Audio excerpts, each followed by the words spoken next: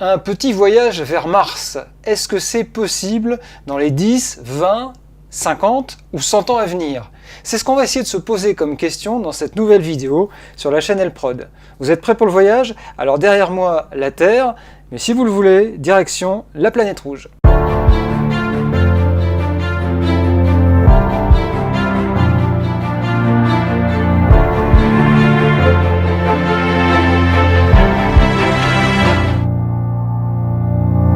La voilà, cette planète, celle que nous convoitons, c'est vrai, depuis des années et des années, depuis les années 70, où on a envoyé finalement les premiers appareils sur cette planète, des petites sondes qui n'avaient pas de roues, donc qui étaient dans des endroits fixes, elles ne pouvaient pas bouger.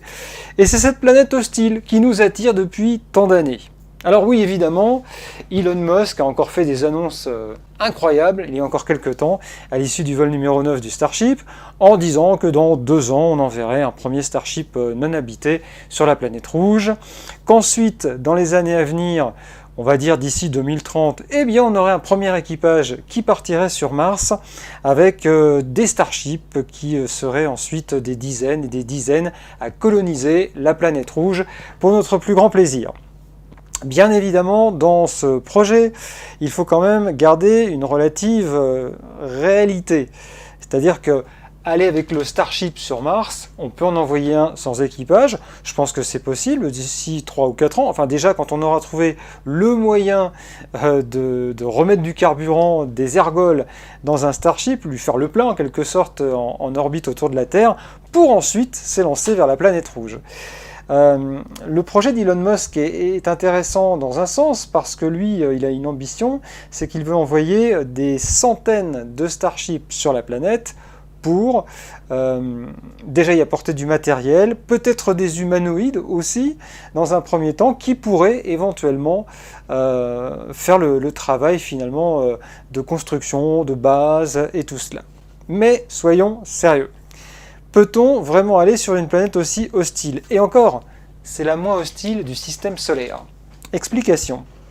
Mars est né, un petit peu plus de 4 milliards d'années, un peu comme la Terre d'ailleurs, une planète qui a eu, dans un premier temps d'ailleurs, peut-être une vie, rappelons-le, une planète qui avait un noyau un petit peu moins gros que celui de la Terre. Elle est moins grosse d'ailleurs que la Terre, la planète Mars, rappelons-le. On va dire qu'en quelque sorte, si on rassemblait tous les continents en un seul bloc, on obtiendrait à peu près la superficie de Mars. Voilà. Planète hostile, disais-je. Bah oui, parce que côté température, c'est pas non plus du bonheur là-bas. Des températures qui atteignent moins 142 degrés la nuit. En journée, on est plutôt vers moins 60, moins 61 degrés. Au pôle, oui, on obtient jusqu'à une vingtaine de degrés, donc température assez vivable. Vivable, soit, mais c'est aussi une planète qui n'est pas respirable. Rappelons que son atmosphère est composée de 96% de CO2. C'est-à-dire de gaz carbonique.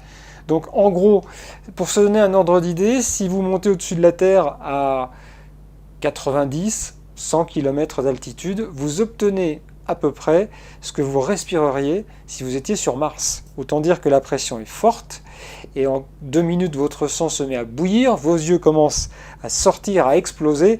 Enfin, c'est une scène d'horreur en quelque sorte. Voilà l'univers martien. Donc tout ça, il va falloir bien sûr y penser lorsqu'on voudra aller sur cette planète.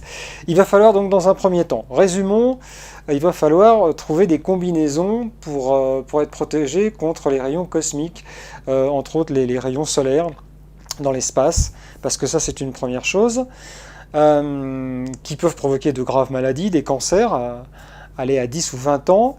On va faire un voyage qui va durer 7 à 8 mois si on utilise les propulsions actuelles, les moyens que nous avons actuellement. Il va falloir envoyer un équipage qui s'entend bien, parce qu'une fois parti, on ne pourra pas dire maintenant on fait demi-tour. On sera aussi, alors au mieux, puisque c'est une fois tous les 26 mois qu'on peut envoyer un vaisseau qui dans ces cas-là se trouve au plus près de Mars, c'est-à-dire à environ 55 à 65 millions de kilomètres, ce qui représente quand même déjà quelque chose. Et donc, une fois sur place, eh bien, il va falloir s'habituer à cet univers hostile, et ce qui n'est pas facile. Donc, un vaisseau spatial qui va pas très vite, 2. Une combinaison spatiale adéquate pour être protégé dans un premier temps des rayons cosmiques. Et puis ensuite, une fois sur place, il faudra à nouveau des scaphandriers pour respirer de l'oxygène parce qu'il n'y en a pas. Alors c'est vrai que Perseverance, le rover qui a été envoyé il y a quelques années par la NASA, a fait des expériences qui permettaient de reprendre l'atmosphère martienne, donc ce CO2, le transformer, extraire l'oxygène. Et ça fonctionne. Et ça fonctionne puisque ce petit boîtier qui a été envoyé donc à bord de Perseverance a créé de l'oxygène pour un astronaute, c'est-à-dire environ une centaine de minutes d'oxygène, ce qui est quand même plutôt pas mal. Alors il y a d'autres moyens qui seraient possibles aussi à envisager. Ce serait pour coloniser Mars en tout cas, d'arriver sur la planète et qu'elle soit vivable. Et là aussi, des ingénieurs travaillent sur ce projet en tout cas. Ce serait de créer une sorte de plancton qui serait éparpillé sur le sol martien, qui se développerait, et ensuite, avec ces plantes, ces algues, et bien avec la photosynthèse, on arriverait avec ce qu'on a sur Terre, c'est le carbone, le gaz carbonique qui est absorbé par les plantes et qui nous renvoie de l'oxygène, d'où l'intérêt des forêts qu'on a trop tendance à détruire. Voilà quels sont les projets qu'on a en tête actuellement. Sauf que, vous l'avez compris, c'est vraiment difficile. Difficile à se faire, il faudra des années, il faudra peut-être aussi un vaisseau spatial qui soit plus rapide, qui ait un moyen de propulsion plus rapide, qui permettrait d'aller sur cette planète, on va dire allez, même un mois, ça serait déjà pas mal. Donc des combinaisons qui protégeraient bien les astronautes. Ensuite, peut-être déjà avoir envoyé sur des systèmes automatisés du matériel sur place. J'ai oublié un détail très important, c'est l'atterrissage sur Mars. Sur la Terre, on le sait, il y a une atmosphère qui fait frottement, d'où d'ailleurs ces boucliers thermiques qui sont là pour protéger les vaisseaux, qui ne marchent pas toujours très bien d'ailleurs avec le Starship, donc ça promet sur Mars. L'idée, là, c'est qu'on n'a pas d'atmosphère. Ça veut dire que le vaisseau va s'écraser ou va devoir se freiner.